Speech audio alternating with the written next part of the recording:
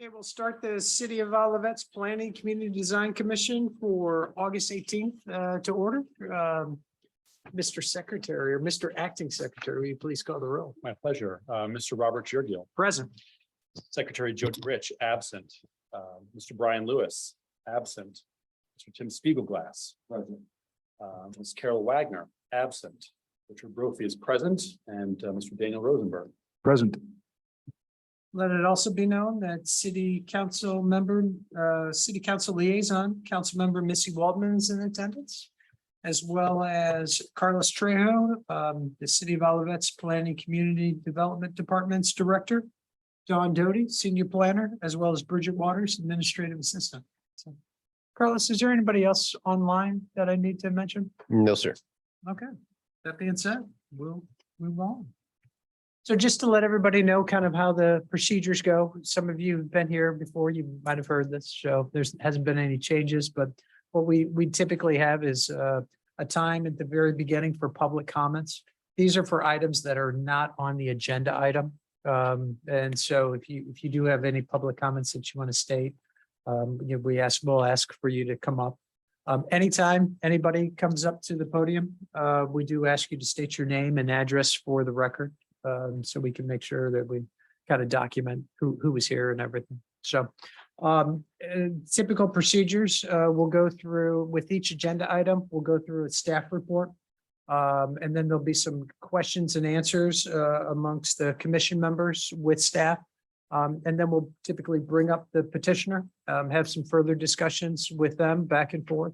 And then we'll, if there's specific general public comments related to a specific item, we'll ask that you, come up either via podium or via Zoom. And if you are online, we do ask you to raise your hand. There should be a little icon at the bottom. And if you are online and we are taking your comments, we do ask you to put your video on and your microphone on. A lot of times people especially forget to put the microphone on, so it'll save us some time if you can remember, know how to look for that. So that'd be good. Carlos, did I miss anything? No, sir. I think you got everything covered. The only thing I do want to mention, I did forget, is if there's any general comments or public comments, we do ask you to limit it to no more than 3 minutes to be respectful of everybody's time and also to make sure everybody's opinions are heard. So that being said, I think we'll move on to whether there's any public comments. Any public comments related to anything not on the agenda item? Chairman, I do have one hand up online. Great. Barney, any other comments from the audience? Okay, Ms. Todd, I'm going to transfer you over to panelist.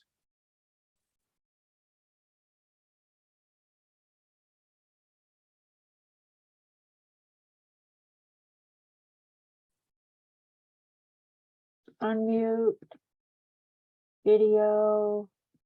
Okay, so I guess you can hear me. So I just wanted to comment on the flooding issues that were brought up at the last meeting by the Ramsgate subdivision and a couple of the residents. I just wanted to state that it seems to me that it should be part of PCD's charter that new developments should not cause harm to surrounding neighbors. And several times I heard the excuse that, well, we haven't done anything to date, so we can't do anything now. That just seems like it's neglecting, your duty. And the development at Ramsgate, needs to show what they are doing so that wastewater is, or not wastewater, stormwater is not diverted into the neighborhoods, the neighboring yards. And removing the dirt, which I thought they brought up, instead of piling it up on top, usually helps. And in fact, Ellisville had a similar issue where a developer put up a house that was, 3 feet in the air. The neighbors threatened to sue the city because then they had stormwater issues. And so the Ellisville passed an ordinance that when a developer puts in a house, they need to haul away all the dirt.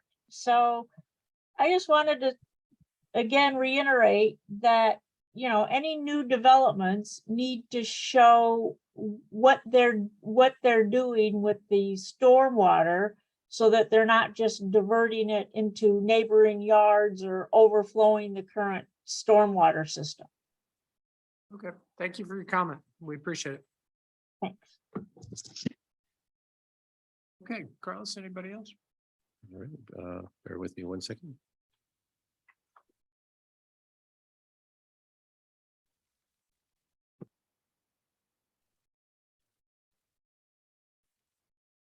I want to remove her from the meeting.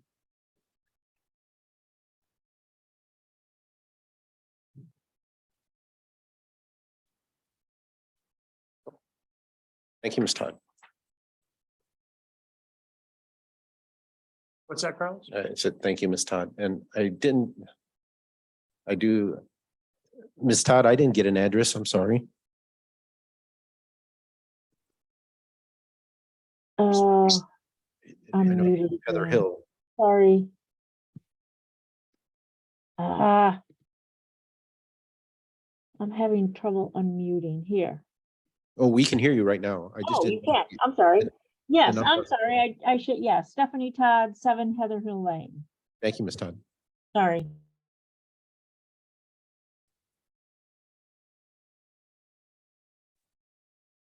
All right, Chairman, there are no other online comments. Good, good. Okay, we'll move on to old business and we'll move on to item A, 46 Stony Side Lane. Carlos, any new developments?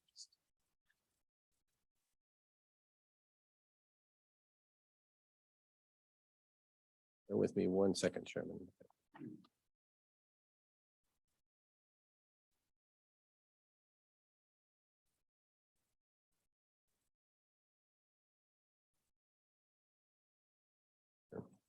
It's almost like we need a full-time person managing that.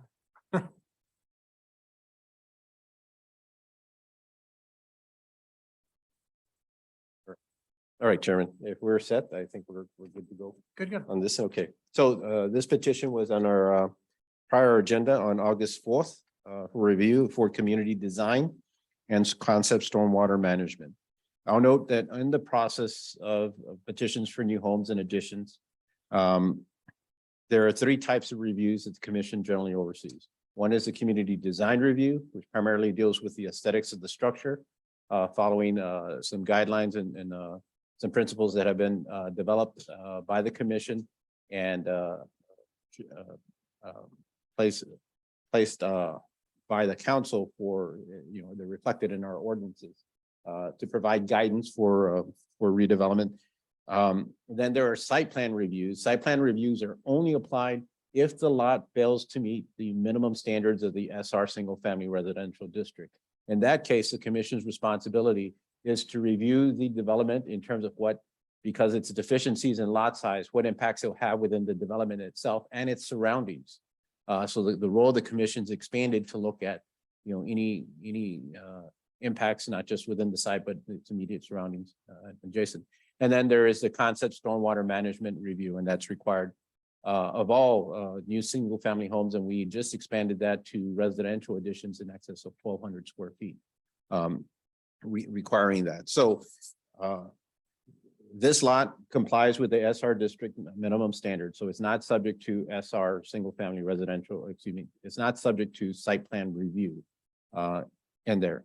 So the role of the commission is to evaluate this in terms of compliance with the city's design guidelines and to evaluate it in terms of its concept stormwater management plan.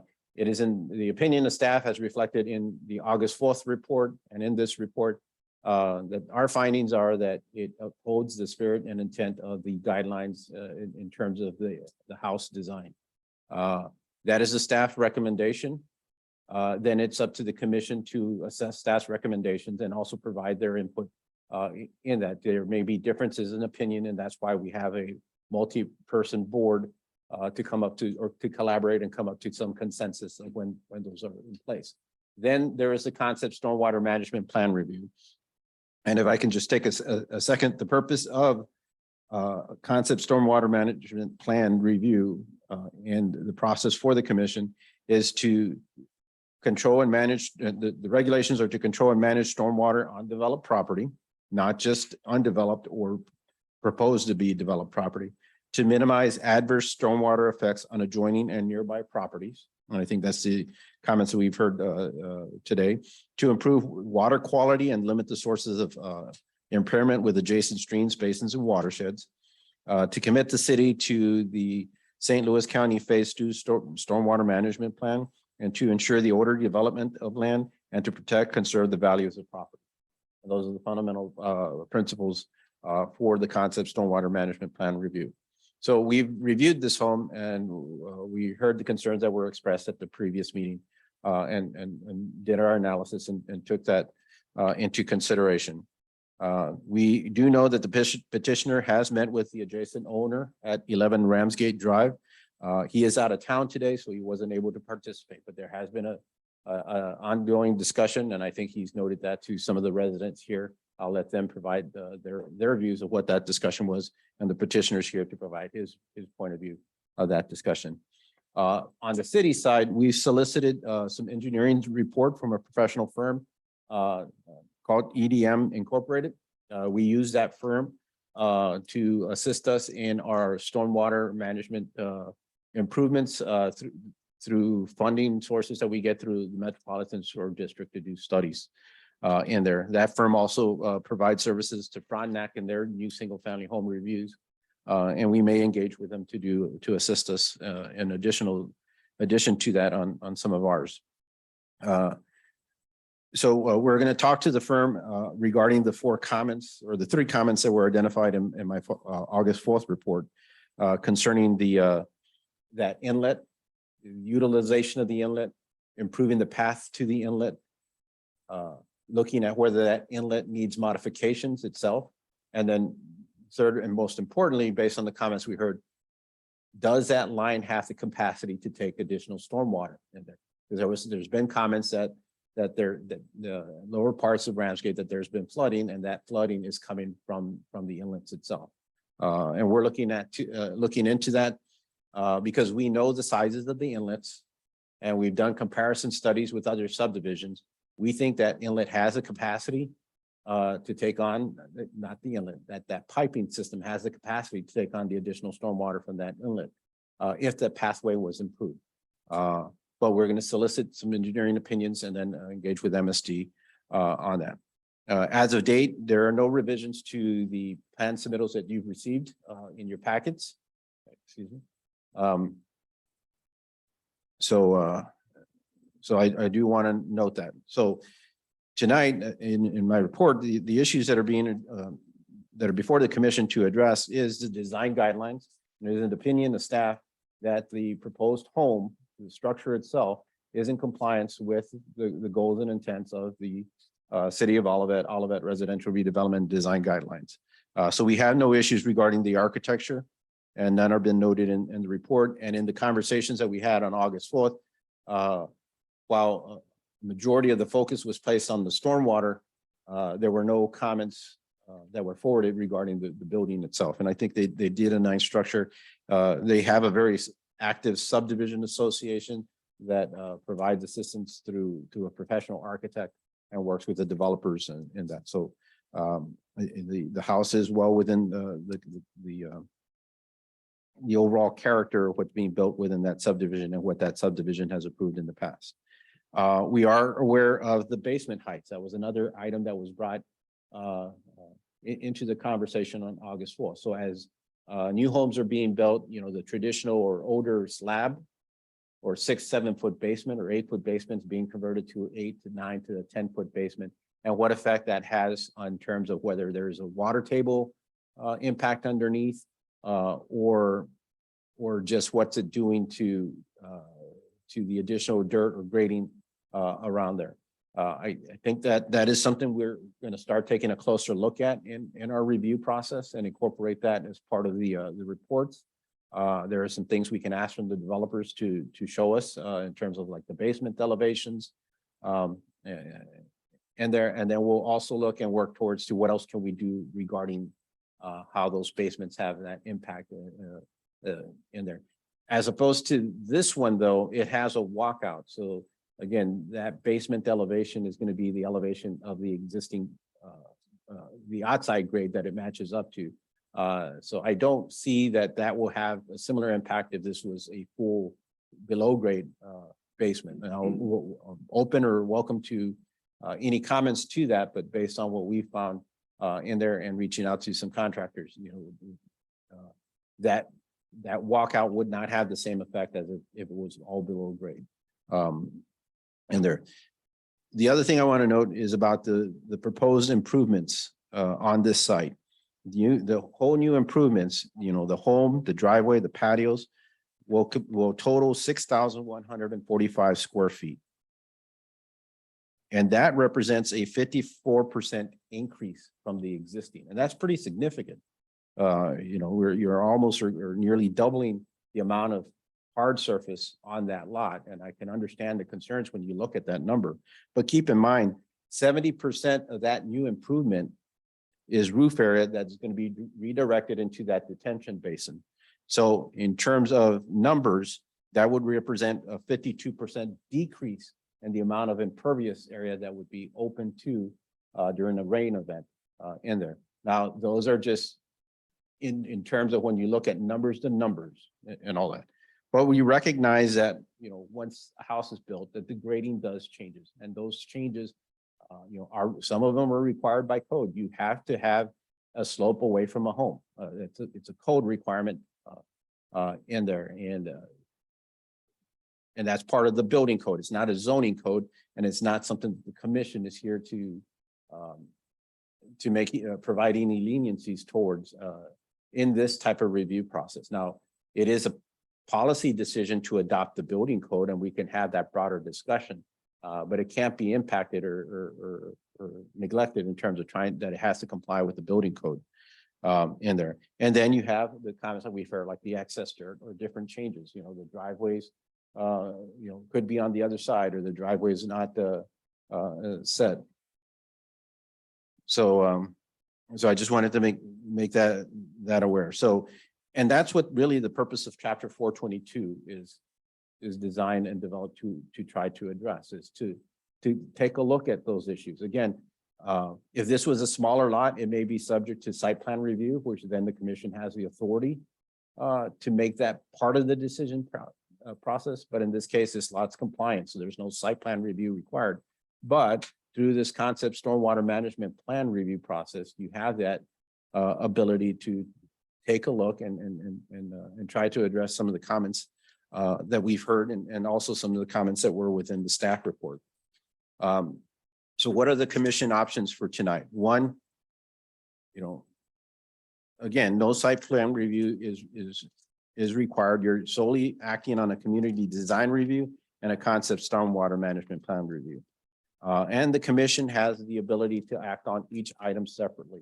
I would recommend that the commission act on the community design review component, because to date, I have not heard any issues regarding the design of the home.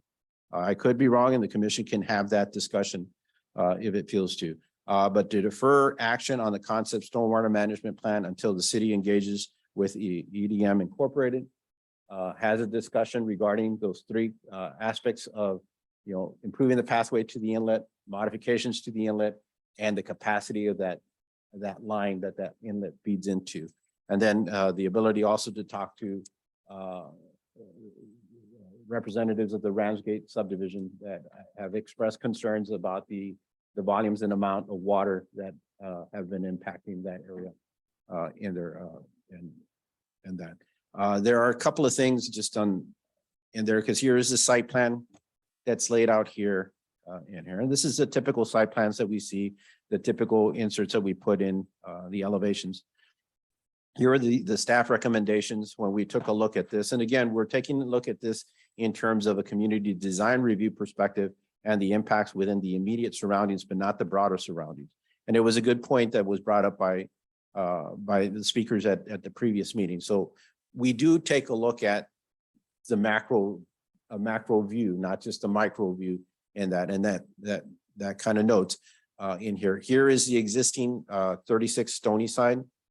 And you can see the storm line that runs here from Stacy and Heather Hill Lane, runs south across Heather Hill then all the way back to Stony Side.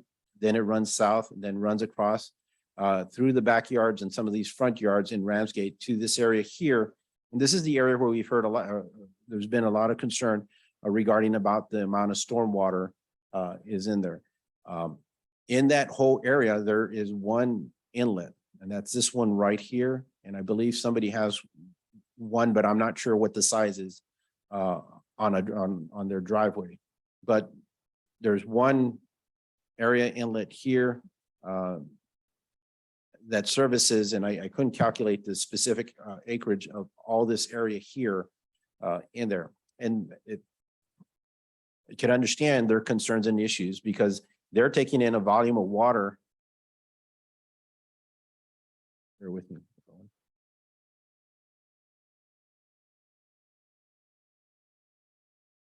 It takes a second for, or it may not, but they're taking in water, not just all the way from Heather Hill, but pretty much in an area that's about this wide. Is all coming down, it's passing through those backyards and furthering down. So it's what we call like a micro watershed. All this water eventually goes down to Deer Creek. But in this case, there are little fingers that it feeds in there, and they're in one of these fingers that eventually is taking water from Heather Hill, which is water coming from Old Bonham, because this is the highest points along there.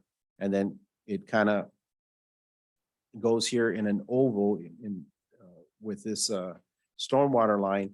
And eventually, you know, our decisions also have impacts on other properties on our neighboring cities. You know, all this is being dumped out into Ladue. You know, that those boundaries are not visible. We know it in a map, but you know, that water doesn't just stop at the corporate limits, it continues on. And in that area, you know, they have designated floodplain. The floodplain doesn't extend north of our corporate limits, and there could be two reasons why. One, that there wasn't funding to continue that process when those firm maps were put together or floodplain maps were put together. Or two, that they felt that the elevations were significant enough not to call it a flood area or floodplain. And there, I don't know enough of the history to make that decision or so. But again, we're cognizant of the concerns that have been expressed, and I'm going to go back to the smaller map in this area. And they're not the first time that those comments have been brought forward to the city. There's been other developments and other concerns that have noted in there. We did identify it as one of our potential sites to use MSD funding for studies. Again, this is not for improvements, but to conduct studies in there. And it is on a queue with 10 other locations in the city. 3 of those were authorized by the council. This was not one. I think this will come back for further discussion. I know the purpose of, or my goal would be, is to engage with EDM Incorporated and take a closer look to see what, one, in the short term, to address the concerns, is accessing this inlet a viable short-term solution that would have minimal impact or no impact on the adjacent, those properties further down here. But then what else needs to be done? And odds are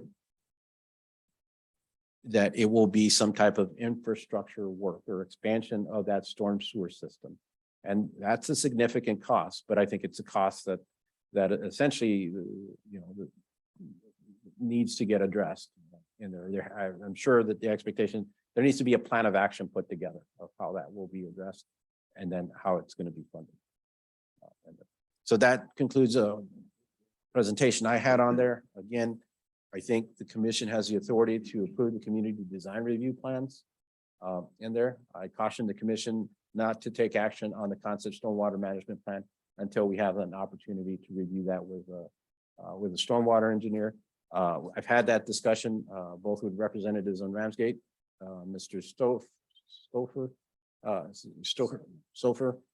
who's the property owner where that inlet is at this afternoon, and then also with the petitioner. So again, I'd be glad to answer any questions. Does anybody have any questions for Carlos?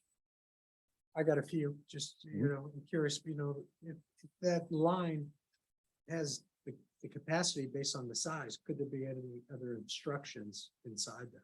It's one of the things we've kind of talked about if there is. I mean, this has been, you know, this is not the first time that concerns have been brought to our attention regarding, you know, that low, what I'm going to call lower Ramsgate, and I don't mean the addition extension. This is this area. I believe that there was a request at one point to look into the line to see if there was obstructions. And I don't believe any were found, or I couldn't find anything on record. But there is that possibility, and that, you know, that would be a good option if that's what it was. I do know personally that another inlet near this one was plugged up by another property owner, causing a backup in the system. And that's also a possibility and something to take a look at. And that was done further south of our corporate line, because it's a lot of stormwater, and these are going into what were eventually creeks before any of these developments existed. And I think this storm line that you see here probably represented the boundaries of a creek or some type of stream before improvements were made. And you can take a look at some of the old county aerial records going back to 1935, and you can see, you know, appearances of how the area was either farmed, or you can see some dark curvatures of that there was probably something that was running through there, and that's why it became piped over time. And so. So could we check to see further south if somebody's obstructing it? Yeah, and I think that would be something MSD would definitely be involved in, or so. Right, okay. And then I just had a couple quick questions about like the slab elevations that we were talking about.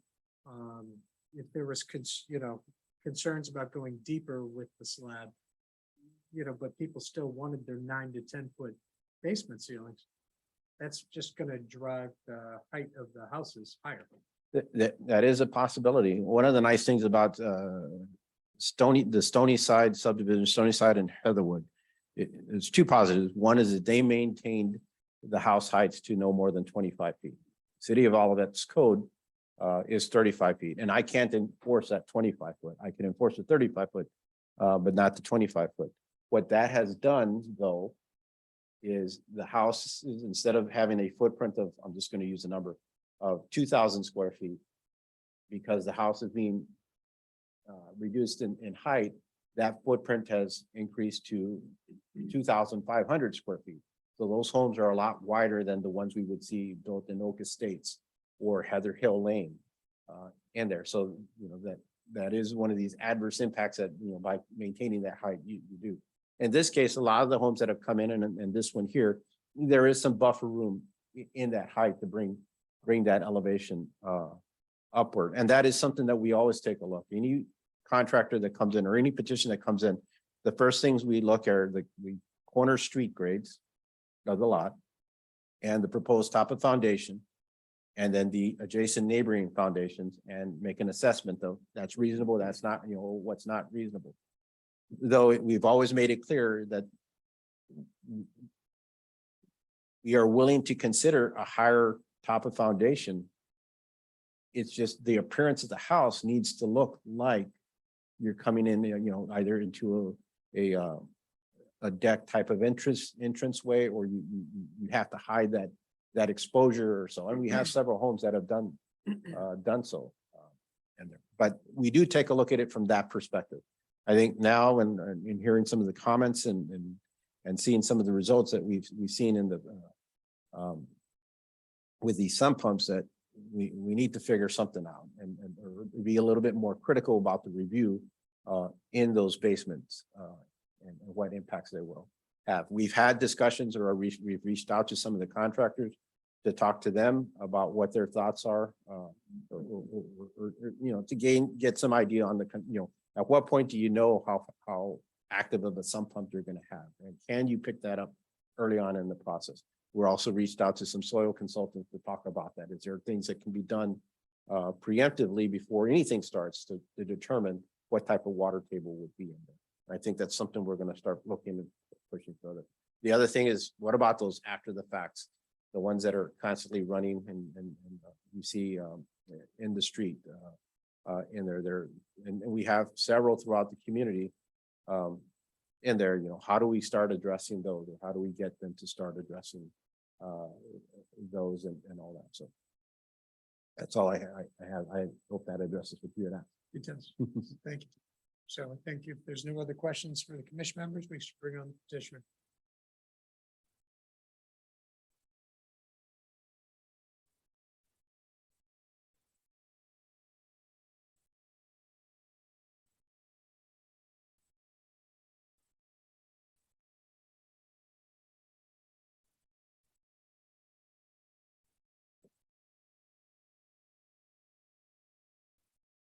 Our way of shortening the meeting.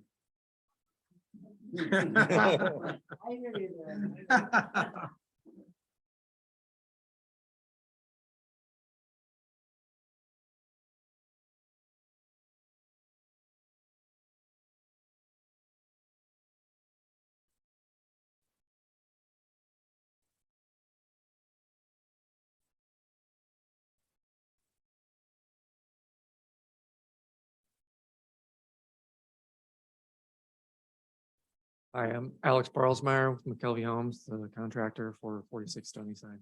So Address? 46 Stony Side. No, your address. The company address? Yes. Yeah. 218 Chesterfield Town Center, Chesterfield. Yeah, I'm like, as Carlos said, we have been in contact. We've had a couple meetings now with Mr. SoFi. Sofer, sorry. Behind our property. We have not come to any sort of agreement yet. That's just because we're also working with Carlos, trying to figure out exactly what we're looking for on our property as well. So we're definitely still work in progress, definitely for the stormwater management process. So as Carlos said, we really like if we could approve the house, move forward, and then continue to work on the stormwater management plan. So Very good. You want to summarize it all, the meeting that you had with them and kind of? I mean, like we've had a meeting with him. A couple meetings. We ourselves reached out to MSD to see what would be possible for us to do anything with the inlet. They basically gave us typical statement of no one's really allowed to touch them without going through the permit process and then being a licensed contractor with MSD.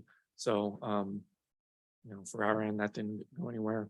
We've been in discussions about possible solutions to possibly help around the inlet, but we're also, I said that the combination of back and forth, part of the issue is cost, and how that will be settled. And then also, as I said, we're still trying to figure out what we're doing on our property alone and how the water is being handled on our property. So before we come to any agreement about anything else, we also want to figure out what we're doing on our property and how that can affect his property as well. So, and that's basically where we're at. We're really trying to just hammer down our side and figure out where we are with that. One quick question, if I may. There was a comment from one of the residents about the James Hardy white shake on the second story. I'll admit, and I'm late to this party, I wasn't at the last meeting, but it does seem to stick out a little bit. It's a different material. It doesn't appear on any of the other elevations. It's just kind of this one little panel of it. And I was curious to get your thoughts on why that's there. And there was a suggestion of adopting the same stone up there to make it more cohesive. I don't know if that's the right solution or not, but it just seems odd that there's this kind of patch of random material plot there that's a different color, different texture, Mhm. etc. Any reactions to that? Trying to think back on the design process for this with the homeowner. So we do have an actual homeowner that we're building this I house understand. for. So, this was designed to their liking. One comment I will make, stone really is not a possibility there unless we pull the stone all the way up from the first floor. Yeah. We can't just float stone out on the second floor, so, I don't think that's entirely the look that the homeowner was looking for, basically a two-story wall of stone. You know, I guess Real- my reaction is there should, from my perspective, be either less of it or more of it. You know what I mean? Instead of Mhm. just a stamp after that. yes, If I'm alone in that view, I'm happy to. Strong. I'll defer to you guys. Have you guys, I thought that this was approved by their subdivision commission? Or it has no? not been approved yet Okay. by HOA, but that is only because, this gets into, they have that restriction of 25 feet. The way they interpret it, though, it's on all sides. And with this being the only walkout in the entire neighborhood, it's the first house they ran into where all of a sudden our It looks rear like of the that. house doesn't meet 25 feet. So we are going through a variance process with them. As for this aspect, they have made no comment of it. You know, we had to make some agreements on not only variance for the side of it, but also they have a rule for not allowing two-story walls. Which again, with a walkout, doesn't really apply. So we've had to make some adjustments on the design on the rear of the house so that it would meet their liking. So we have done some back and forth with them. That was an item that has not come up. So, Your money on this Hmm? one. You're earning your money on this. one. yes. You have any thoughts? So when I look at the black and white elevation, I mean, it doesn't really stand out at all to me. It seems like it works pretty well. And then right on the color elevation, yeah, I can kind of see why, maybe it looks a little, I don't want to say odd, but yeah, it definitely pops out a little bit. I don't know, maybe if they just had a similar color to the base stone or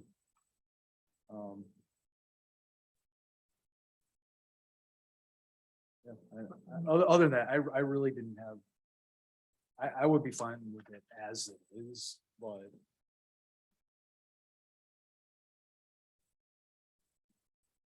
Personally, think, the homeowner likes it, and, the neighborhood likes it. It does seem similar to. Yeah, I don't just, like I said, I'm not gonna die on this hill. It just stuck out as odd that it's this entirely separate material, color, texture. yeah, on I think one for me, it's the spot. color. Yeah, I mean, even if it could be at the same color as the rest of the cladding, or like you said, with the stone at the bottom. Mhm. If the homeowner is willing to work at all on that, great. Like I said, nothing bad. So I just was curious whether this is a sticking point with the owner that you were aware of or not. No, I'm not aware of it being a sticking point, but with them not being here, I can't speak for them if it is a sticking point for them or if they're willing to change it at this point. I don't think it's worth holding the process for it. Okay. Okay, well, I think, there any other questions or comments? If not, I think we should bring on kind of some public comments. I think we have some people in attendance that I'm sure want to speak, so. If you'd like, come on up to the podium. Ever state your name and address, please.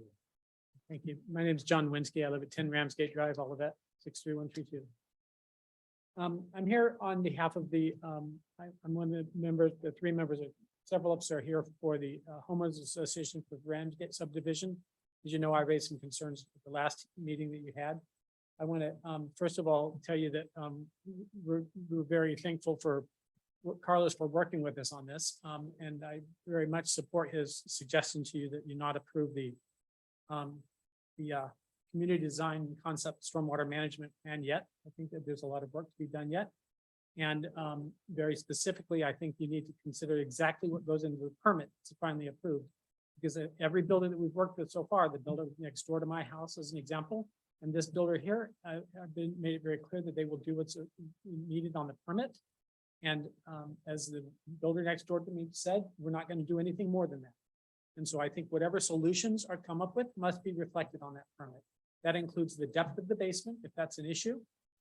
It includes the hauling off of the dirt and the velocity, the angle of the slopes of the hills that will carry that water. Those are very important things. In addition, whatever is done with these inlets. There are the two solutions that were discussed, as I understand it, between Mr. Sofer and the developer. There was very candid and open and very positive conversations that were had. But at the end of the day, they said, we are not going to make a commitment on this. We're going to see what we're required to do. And my guess would be will do what they are required to do. And that's why I would ask that you make sure that that's a requirement in that permit. I'd point out to you that on average, Olivet has 102 days of precipitation per year, 43 inches of rain. That's a lot of rain. So this is not an infrequent event that we have to deal with, in this neighborhood. This neighborhood gets a lot of water a lot of the time. And I also want to point out that, the concerns that we have about the elevation of the elevation of those basements. Every day, every hour of every day since their last meeting, we've had water running from the new lot in 9 Ramsgate. And that's because of, I believe, the depth of that basement. So I think it is important, even on a house that is a walkout, to be very clear, are you going any deeper? It's something that just needs to be looked at. So we really appreciate, I want to just reiterate again, we appreciate Mr. Trejo's working with us on this. We appreciate the developer being candid and meeting with Mr. Sofer. It'd be great if you could meet some of the other homeowners association members and help us find real solutions here. The other thing I would say is that I think it's really, really important that the studies that were mentioned by Mr. Trejo are moved forward. I hope that you will, as soon as you can, put this at the top of that queue and get MSD really looking at these solutions, because there's clearly an issue. It's not going to be solved by one house, but we don't need to make it worse by one house either. Those are my comments. Thank you very much. Thank you. Good question. Yeah. Carlos, if we approve the redesign plan, that's not going to stifle your efforts in any way, shape, or form to deal with the stormwater issues. No, including, like basement up. That's ceiling correct. heights and things. It would, if the basement heights are listed on the drawings, then that would be, right? If they have to be revised, Would be okay. yeah, I think Okay. the construction plan for that structure would resemble what we've seen tonight, and unless there was I mean, there is a possibility that let's say if we had to impose a restriction on the height of the basement, that's either a request for an addendum to the plan set, but we can't release the plan set until the site plan gets approved. And at least what this does is at least expedites or assists or facilitates the review process for the house permit. Most of that are going to be standard details. I just want to make sure that if we did this, we weren't going to restrict your ability to No, make requirements clear. no. Construction. As it stands now, is there any change in the basement slab? No, So the basement slab is going to be. it's still set at that grade elevation for that walkout. It's matching what's there today. Correct. Well, where that footprint, not what's there today, but where that footprint would hit the current grade, that is where the basement floor slab would. What is the existing basement slab? I couldn't tell you offhand, but it's further uphill Oh, because of the change in topography. topography and the location of where the house is actually. Correct, sitting. yes. Okay, so that's kind of moving back. Mhm. Okay. Makes sense. It gets deeper, and so it gets deeper in the Yeah. yard, which it starts falling. Falling down. down. Okay, okay. All right, any other questions or comments?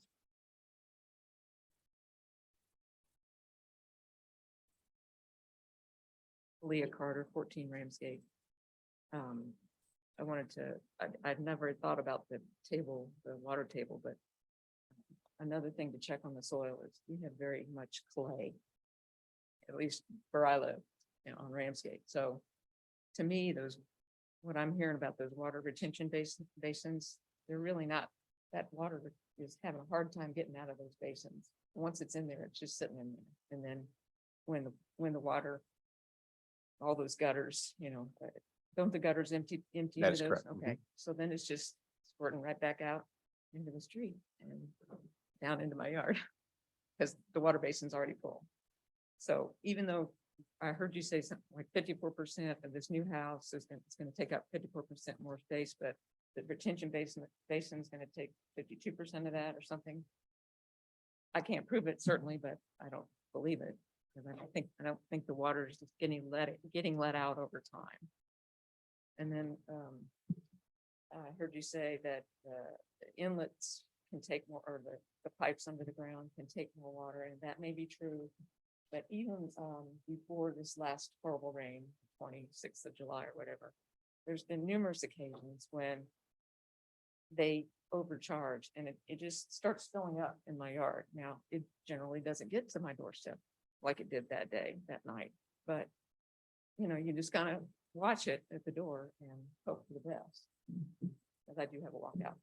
It would have been nice if we could have had that raised foundation. Because these rules apparently haven't changed. I don't know, I'm at the lowest part of the street and it's been really nice if the basement had been higher.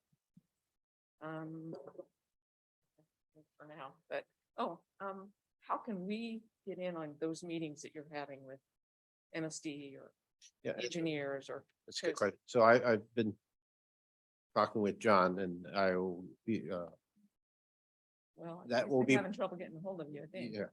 But I know you're busy. yeah, but I wanted to do my unfortunately, part. yes. What can I do? I mean, once we engage with him and set up what the expectations are with the engineer, I do want to make that request that he meet. I would like to be part of the yes. solution. Yes. Because like you said, one house is not gonna make a difference, but obviously lots of people are building, so. Mhm. All right. The other thing I'll Yeah. note, Ms. Carter, is that the council, I think on a yearly basis will review funds that are issued by MSD to communities to conduct studies in there. Last year, we've identified 10 with this area, Yeah. knowing the history in there. The council selected 3 of those 10. This was not in there. But when Ramsgate, that huh? comes back up again, I'll definitely let So you that's guys another know. year. Well, that's one means. I'm not saying, we're gonna go ahead and start with this process here in there, but just so you're aware too. That's something, when that discussion happens or so to participate in there. Hopefully this will be addressed prior to that. I'm not sure. But I know that there's always been an issue Yeah, 'cause in I've that been there area. 16 years and we've had chats. But again, when we had the discussion with council about the selection, it was which ones, at the way the amount of properties that are impacted and which ones are gonna get, most efficiently use those funds and have something done. But they do, those, at this capacity, I'm not an engineer, obviously, but this capacity issue, they do overcharge. And then the water stops going in and then it just keeps running from wherever. And sits in my backyard and Dave's backyard. But generally, it doesn't get into the house, but still. The outlet overcharges or the retention, holding the water overcharges.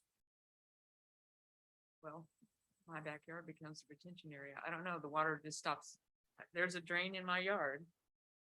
And you'll see bubbles coming up out of it. Okay, thank you. Thank you. Thank you.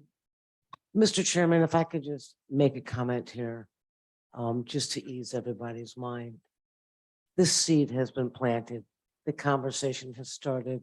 I did have a brief meeting with the city manager. Because this is a subdivision that new homes are not going to stop. And while it's not something that we can do today or tomorrow, it is something that we can begin to be cognizant of and attempt to plan for and see what's out there. It's not a tomorrow fix, but the seed has been planted. Any other questions, comments from audience members? Go ahead. Whalen, 13 Ramsgate. I'm right next to Malaya's house. I've been here for 33 years and I hear 500-year flood, 500-year rain. I've seen probably 2 last week or 2 in the last month. We got new houses that have been coming up in the last 20 years probably. Not knowing what's gonna happen, but it's just getting worse almost every year, it seems like. The sewers are getting overcharged. I can see it in my driveway. I can see it coming out of the driveway, on the driveway drain. So, you know, I've got a big investment there. I feel like I need some help from the city to hold my value of my home. I feel like the sewer we have right now is not adequate. I know it's a big thing, but MSG will say it's a 500-year rain. We've had too many 500-year rains in the last 25 years. What can you do to help me? As a resident, 33 years and all that. I think that is a question in there just to ensure that the commission's aware. I mean, the imposing conditions on new homes is the easiest thing. And we've done so. The city has done so over the past 20 years. In there, going up to where we're at now, and we're aware of that, and I think that has gone better. But we found out that, you know, that it's not just the new homes. So now we've amended the codes to include significant additions, and the decision was at 12,000 square feet, you had to provide your own on-site detention. Then we went back to the council and got approval to require anything that is in excess of 400 square feet, whether it's structure, hard surface, require what they call BMPs, or best management practices. So there's areas within the yard to help soak up some of that stormwater. So I know it's been incremental, and I'm sure it's frustrating in terms of how that process is, but we've been shifting to try to get these. And, you know, I know that given the number of houses that we review per year, and the number of improvements that are done in all our single family homes, you know, is vastly more in there. I mean, I'm sure you remember Ramsgate when it had just a 1-car driveway, and now everybody's got a 2-car. And I'm sure you've seen the horseshoe driveways that are popping up here and there. Somewhere, you know, that responsibility is going to have to be shouldered by those property owners and all these improvements that they're making. Because you're correct, the system was not designed to take in, you know, the big pools, the pool decks. I appreciate the fact that you are addressing that with canisters and everything. If I could be involved in that study with the stormwater, I'd appreciate it. I've got a lot of experience in that neighborhood and witnessed a lot of things. Thank you. Thanks.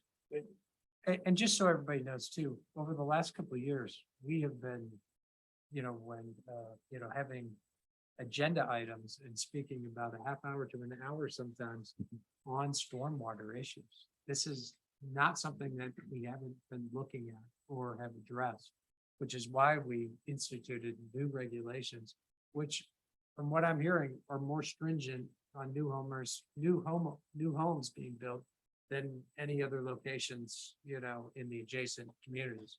I'm seeing some heads nod on the contractors. And, you know, so I mean, there have been, you know, attempts, you know, that we have made. You know, it's not something that's been completely ignored. And we were doing this, you know, several years ago, you know, starting this type of evaluations. And I do think, I mean, I think Jonathan brought up the fact that grasses nowadays, you know, how nice everybody's grasses look great, but when they're nice and full, they're not letting the water soak into the ground. And, you know, he showed us those videos and studies and everything. I mean, I don't know if it means everybody should let their grasses go.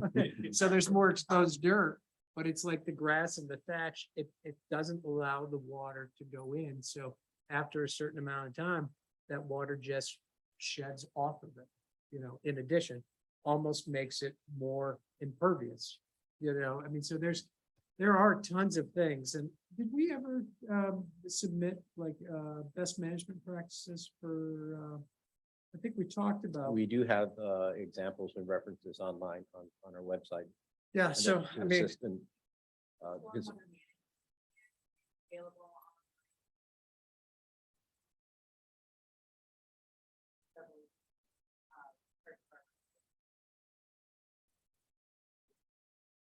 and so I highly encourage you guys to take a look at that, you know, and try to implement. I mean, as much as you can. I mean, you're right. Not one house can do, you know, solve the solution, but if everybody as a community kind of does their own part too, I think that's helpful. Now, building up and putting in new sewers, that's gonna be, that's a major thing that goes beyond, but it goes beyond what the, you know, the authorities or the, you know. Yeah.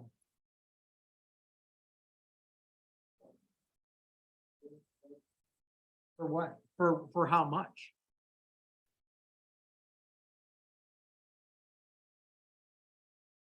And some of these, it's like figuring out, okay, who's responsible for those costs? You know, if there's a new neighborhood that's being built, you know, that's, they typically they put in new sewer systems, you know, that are put in. And we just had a new neighborhood that was put in that had they basically had to take one of the yards and make it into a stormwater retention.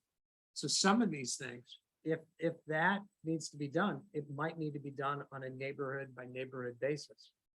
You know, what's that? I'm not sure, you know, if that would be allowed to spend money like that for one particular neighborhood versus not doing it for everybody else. I don't know with infrastructure items like that, if that's. As I indicated, it will be discussed, but $400,000 is not in the coffers, you know, but it's been put on the radar. It will begin to be conversation. There will not be resolution or solutions instantly. Things do go downhill.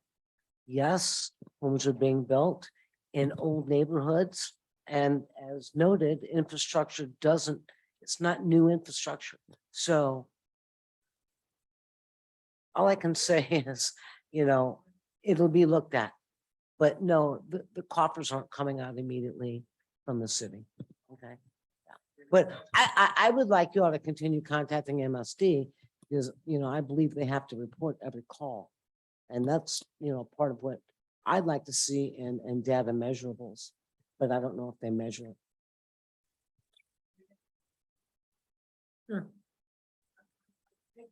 Exception of comment that the sewage system would be for one neighborhood. It really, you've got that entire neighborhood area that Carlos outlined on the map for you, that mini watershed, I think he called it, where it's draining in there. It's servicing the entire area. It's making possible the ability for developers to come in and build new homes in that entire area. So this isn't something that rests solely on our neighborhood.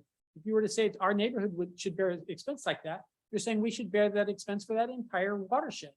And I think that's the wrong way of looking. Well, I So- think you're putting words in my mouth. I Well- mean, and it's a little bit like in that watershed, the communities that are involved with it also have a shared responsibility. It's 2/3 of the city.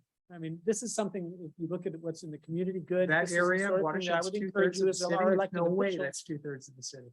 I would encourage you as our elected officials to consider whether this is the type of thing that is a community benefit, and I believe it is. Well, that would be a council item because we're not elected officials too. We volunteer our time every time. We aren't paid.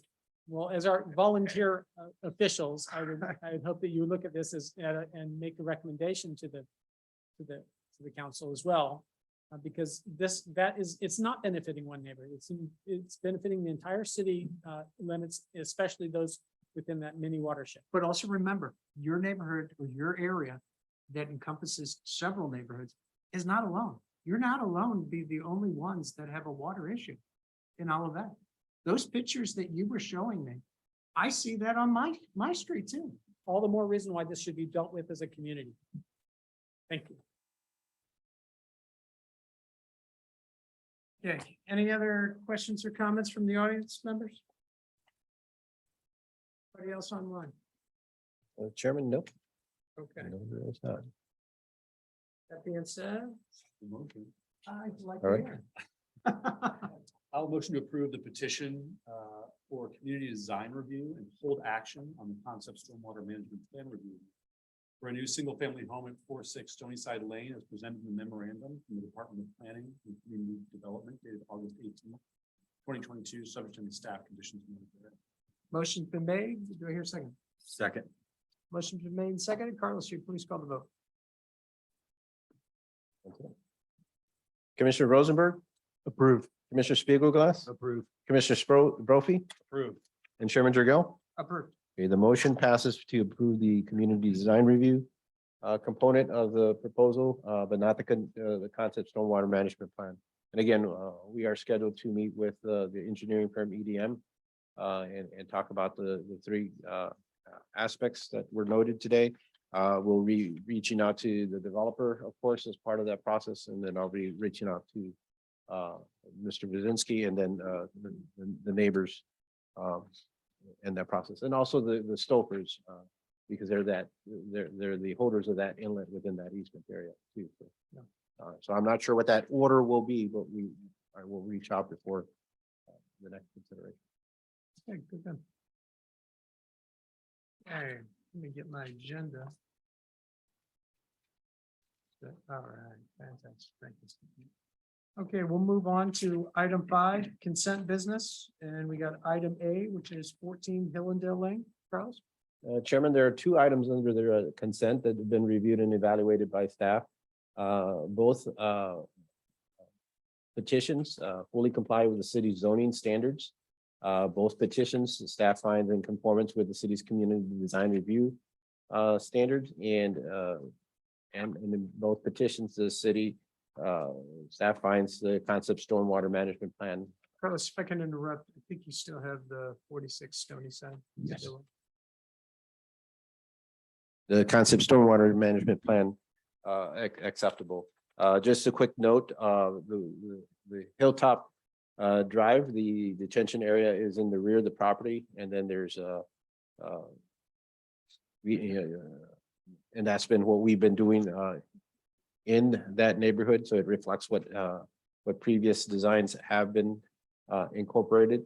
On 14 Hillendale, it backs up to the city of St. Louis right-of-way extension, part of the water line, but there's an actual channel that is back there that eventually goes down to Bond Hills and becomes that concrete channel in there. So any stormwater generated on that side is heading down into the channel directly.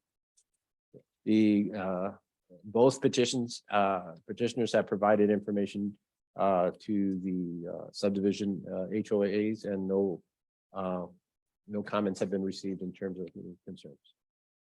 Okay, great. Any questions or comments for Carlos? That being said, it's like to hear from the developer.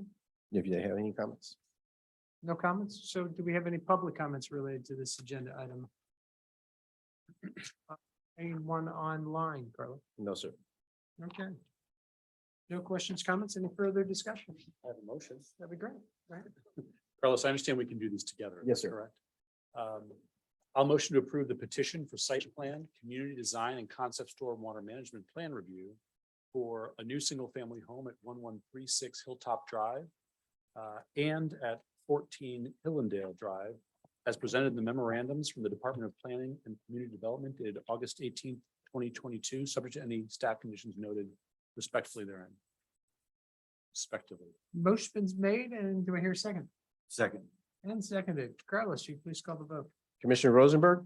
Approved. Commissioner Spiegelglass? Approved. Commissioner Brophy? Approved. Chairman Dragell? Approved. And the motion passes unanimously 4-0. Okay, so we'll move on to item Go ahead, Carl. Oh, item 6, new business, and I don't believe we have any. No, sir. All right, so we'll move on to other business. Item 8, text amendment, PA Activity District and Child Daycare Centers. Chairman, we just to note that we'll be bringing to the commission a proposed amendment to our PA Public Activity District. Under the current district, the child daycare facility or any type of daycare facility is permitted subject to a special permit use. And that is the same type of conditions that are applied in this commercial office retail district. And there, but a lot of times a PA district, the minimum lot area is 2 acres. A majority of our PA properties exceed that. And what we're asking the commission is to consider an amendment that would allow by right daycare facilities on the property. And just to note, and one of the reasons why we're doing this, Lutheran School and Church on Olive has long operated a child daycare facility on their property grounds in their zone PA. Miriam Academy, which used to be the old Epstein Hebrew Academy, has also operated a child daycare facility on their property grounds. In the past, the city of Olivet provides various camp activities for children and also for adults, older adults on our grounds. And I believe New South Korea also does provide some services on their campus grounds too. This will help or facilitate to ensure that these operations are in compliance and that there's no unique special permit conditions that pop out in any type of review process. So why do we, but one of the things, why would they require a special permit?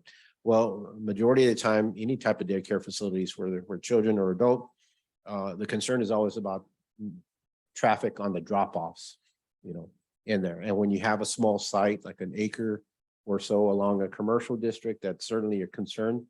And that's why a special permit is required, because that gives us the ability to request traffic studies or require additional improvements across access things. However, when you have a site 2 acres or greater, that those impacts are minimal, and I think they can be handled through just an ordinary review process. And that's where we're recommending, again, for consideration, just an amendment to change it in the PA district solely and allow it convert it from special permit to permitted by right. So we'll draft that up for you at our next meeting in there. One of the reasons why we're doing this is that there is interest of a coordinated, there's an opportunity for several organizations to coordinate and develop a daycare facility on the Miriam Academy grounds. Those organizations are the YWCA, the Danforth Center or 39 North, Danforth, and the Miriam Academy. And of course, part of our comprehensive plan and our goals, our objectives is to ensure that all types of necessary services to facilitate the plant economy are provided through our community. I think this is a great team. The YWCA has its headquarters here in Olivet. So they'll be one of the stakeholders, Miriam Academy, again, with their campus here in Olivet, and then with 39 North, right adjacent. That it's a great marriage of 3 great entities that make Olivet where we are. Great.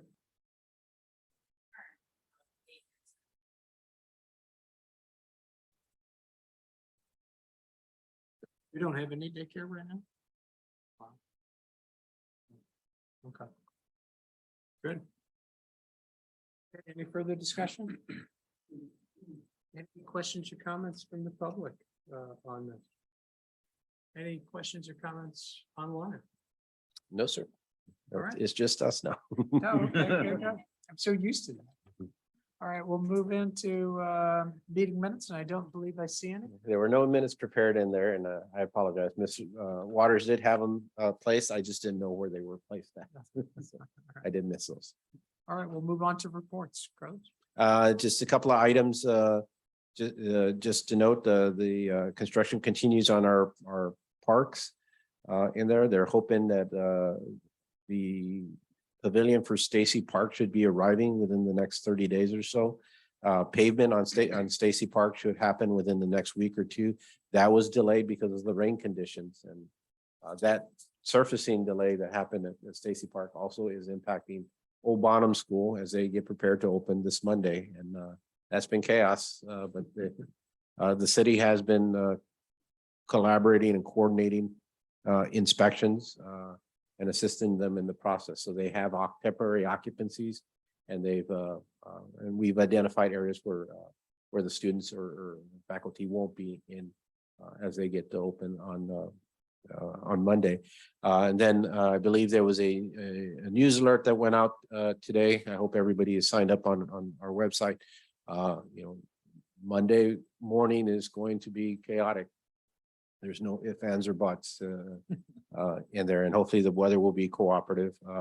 But hopefully once things settle in and pavements get put in place, things will smooth out. So I think the alert was trying to inform residents, if you don't need to be driving down there, don't be driving down there because it will be busy. Seems the expectation is it's going to be better ultimately. I think in the end, A lot of we- thought into So good. diverting traffic.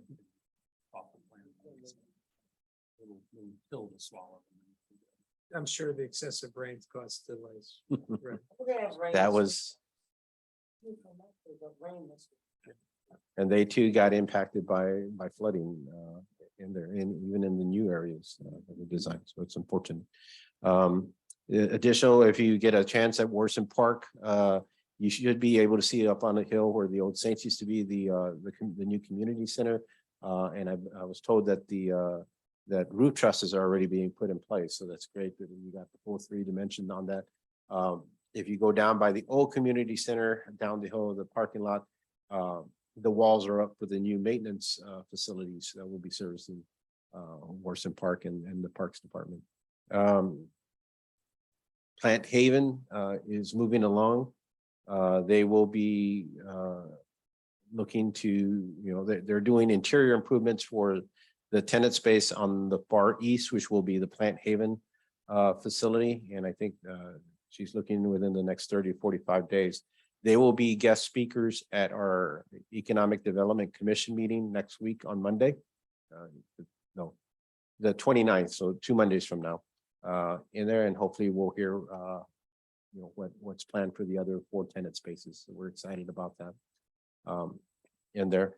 Just next door on the other end, there's been dirt moving on the easy storage side. It's been long in a while, but they're getting set, and we anticipate that the plans will for review will be submitted by this month, before the end of this month. And their hope is to start construction by October. So that's been moving, but slowly in the process. All properties should be closed across the street for the townhouse development by October. There was one property that they had some issues in which the ownership was a gentleman that was in Ukraine, and it was difficult to get the necessary signatures to get that closed. That's been resolved. So that will start moving the next steps. In the meantime, improvements are planned on Dealman Road, where they're going to mill, overlay, re-asphalt and stripe Dealman Road from Page on the north to Olive on the south. That is a county roadway or county jurisdiction. So they'll be doing improvements there. It looks like that may not start till either late this year or early next year. In there, they're not doing any street widening. It's just resurfacing of the road and restriping in that. As you head out west, towards the east, they're starting on the 3rd level of the Olive Crossing apartment complex. The framing is up on the Price side, so it's kind of neat as you now have three levels. The assembly of the garage is fully completed, and behind Chevy's again, we're waiting for the Opus to initiate the next step and start construction. One of the things, not necessarily the full holdup, is the city's also trying to secure access rights on Price Road. And we know we've had them, but we're trying to get that fully reverted to a public street, and that's one of their main principal access points, and that's going through a review with the city attorney in the process. I think that kind of wraps up all the things. We're aware of the construction going on the U City. The schedule of dates, I think, is for the Costco is anticipated for November 1, and that's regarding other tenants, we haven't heard. We heard a whole bunch of different places. So. All exciting stuff, and all I have to add is August 31st, we're gonna have all that night out. We're gonna start at 6 o'clock.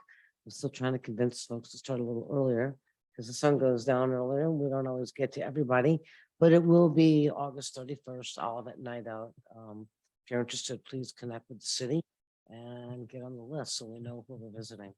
It's one of my favorite times of the year, seeing people.